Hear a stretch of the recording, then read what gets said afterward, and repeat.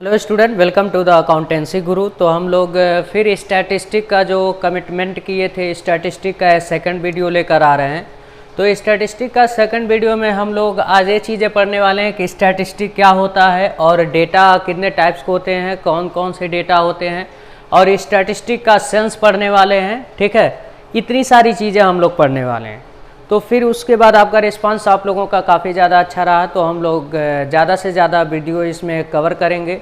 तो फिर हम जल्दी ही आप लोगों के लिए नेक्स्ट वीडियो लेकर आने वाले हैं। अपने दोस्तों के पास ज़्यादा से ज़्यादा शेयर करें और किसी भी थ्रू से, जैसे व्हाट्सएप, फेसबुक, इंस्टा के थ्रू, जिससे चाहें आप लोग शेयर को लिंक कर सकते हैं और ज़्यादा से ज़्यादा इस चैनल पे बच्चों को कवर करिए। तो हम लोग लेट्स स्टार्ट करते हैं, जो है meaning of statistic. Meaning of statistic में जैसे ये पूछ सकता है, ऑप्शन में दे सकता है कि स्टैटिस्टिक का वर्ड किस देश में किससे यूज होता है।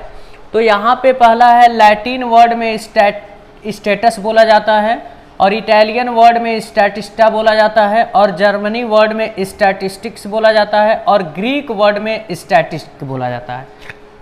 तो अब यहाँ पर जो है स्टैटिस्टिक का मतलब एक तरीके का न्यूमेरिकली डेटा है, जिसे क्वांटिटेटिव डेटा बोला जाता है। ये पहले, बहुत पहले होता क्या था, स्टैटिस्टिक का इतना ज़्यादा स्कोप नहीं था, लेकिन थोड़ा बहुत था। लेकिन आजकल के समय में हर एक फील्ड में स्टैटिस्टिक का स्कोप बहुत ज़्यादा बढ़ गया है।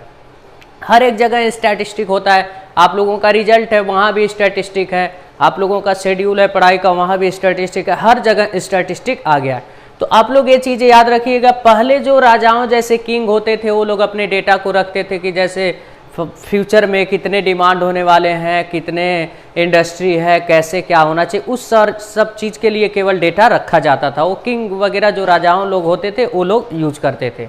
तो अब यहाँ पे डेटा दो तरीके का होता है, एक क्वांटिटेटिव डेटा और एक क्वालिटेटिव डेटा। तो अब यहाँ पे क्वांटिटेटिव डेटा क्या होता है, जिस डेटा को आप लोग नंबर में मेजर कर सकते हो, एक्सप्रेस कर सकते हो नंबर में, उसे क्वांटिटेटिव डेटा बोला जाता है। और जिस नंबर को आप लोग रिप्रेजेंट नहीं कर सकते हैं एक्सप्रेस इन नंबर, तो उसे बोला जाता है क्वालिटेटिव डेटा। तो अब यहाँ पे क्वांटिटेटिव डेटा का आप लोग क्वांटिटेटिव डेटा का मीनिंग समझेंगे। Can be express in number, जिसे नंबर में आप लोग शो कर सकते हैं, उसे क्वांटिटेटिव बोला जाएगा। जैसे हाइट, वेट, इसे बोला जाता है quantitative.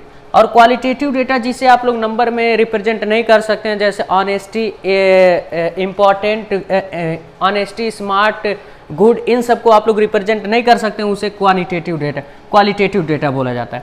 Which can be not express in number.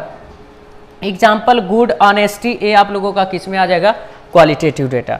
तो क्वालिटेटिव यहाँ पे इस डेटा दो टाइप के होते हैं, जिसे मनी में, जैसे हम जिसे नंबर में कन्वर्ट कर, नंबर में एक्सप्रेस कर सकते हैं न्यूमेरिकली में, उसे क्वांटिटेटिव बोला जाता है। जिसे नंबर में एक्सप्रेस नहीं कर सकते हैं, उसे क्वालिटेटिव बोला जाता है।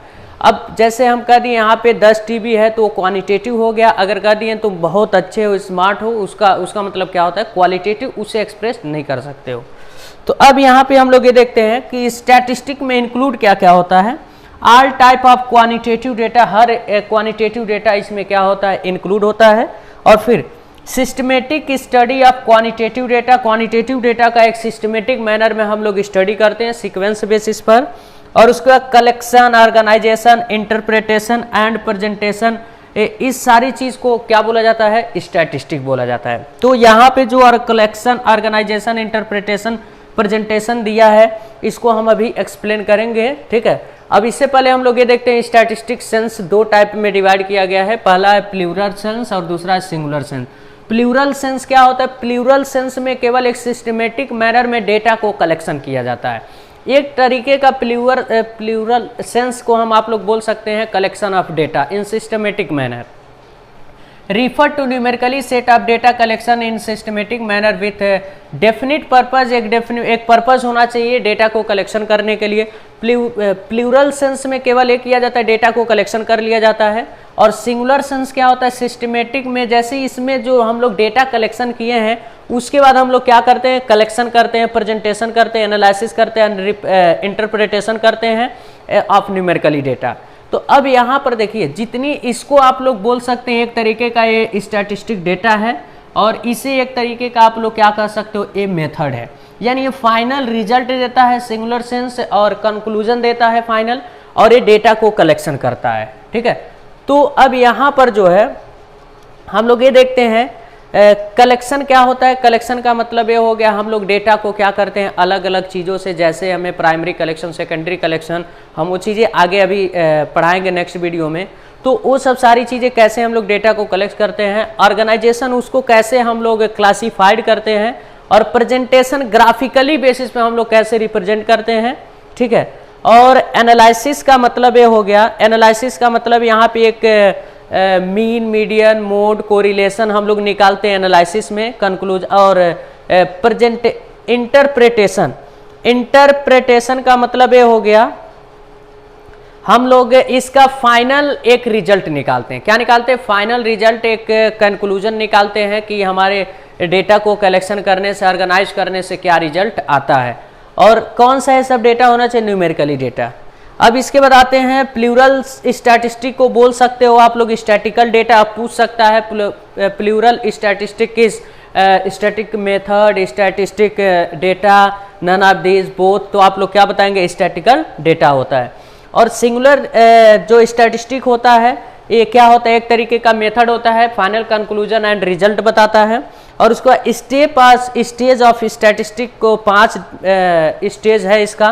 पहला डेटा को कलेक्शन करना, दूसरा डेटा को ऑर्गेनाइज करना, और डेटा को ग्राफिकली प्रेजेंटेशन करना, analysis, mean, median, mode, correlation find out करना, इंटरप्रिटेशन। इंटरप्रिटेशन का मतलब ये हो गया कि इसका लास्ट रिजल्ट कंक्लूजन निकाल कर दे देना, उसी को क्या बोला जाता है? स्टेज है हम लोगों का, 5 स्टेज है। तो आप लोग यहाँ पर याद रखिएगा, इसको शॉर्ट फॉर्म में याद रखने के लिए हम लोग क्या लिख सकते हैं? इसका collection, organisation, presentation, analysis and interpretation.